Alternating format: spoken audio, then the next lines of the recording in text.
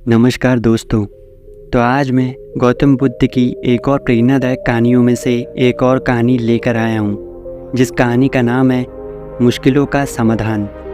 तो गौतम बुद्ध जी, एक समय की बात है, अजातशत्रु का नाम एक राजा था।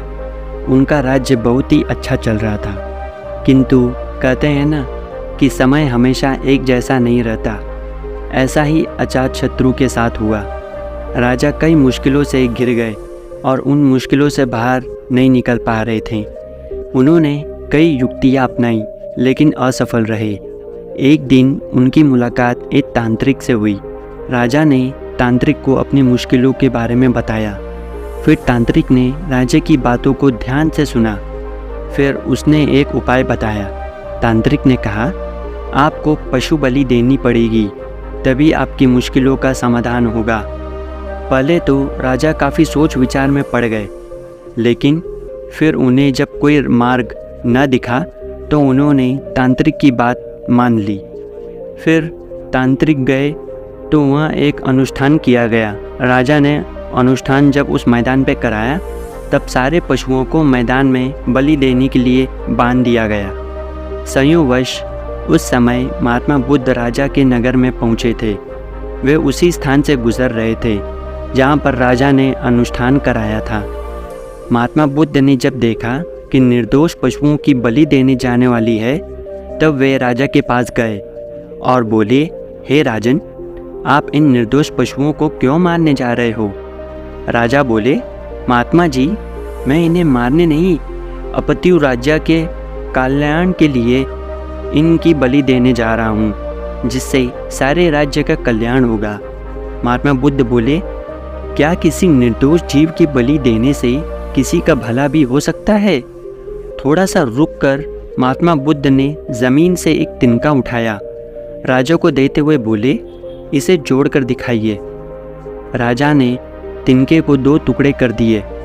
बुद्ध बोले, इसे अब पुनः जोड़ दें। राजा बोले, महात्मा जी, ये आप कैसी बातें कर रहे हैं? अब कोई भी इन्हें भला कैसे जोड़ सकता है? तब बुद्ध राजा को समझते हुए ये समझा रहे थे, हे राजन, जिस प्रकार इस तिनके के टूट जाने के बाद आप इसे नहीं जोड़ सकते, ठीक उसी प्रकार जब आप इन पशुओं की बलि देंगे तो यह निर्दोष जीव आपके कारण मृत्यु को तो प्राप्त होंगे और इन्हें आप दोबारा जिंदा नहीं कर सकते, बल्कि इनके मरने के बाद आपको जीव हत्या का दोष लगेगा और आपकी मुश्किल है कम होने के बजाय और भी बढ़ी जाएंगी। फिर वह अधिक से अधिक हो जाएंगी, क्योंकि किसी भी निर्दोष जीव को मारकर कोई भी व्यक्ति खुशी नहीं प्राप्त कर सकता।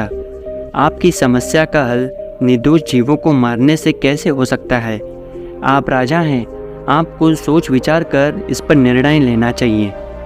फिर अगर आप सच में अपनी मुश्किलों का हल चाहते हैं तो दिमाग से काम लीजिए, शांत हो जाइए और ध्यान लगाइए कि मेरी मुश्किल क्या है। मुश्किलें तो आती जाती रहती हैं, यही तो ज़िंदगी का सच है। निर्दोष पशुओं को इनको मारना, वो भी अपने समस्याओं का समाधान खोजना, ये कोई समाधान नहीं है, बल्कि उसका हल आपको बुद्धि से ही निकालना होगा।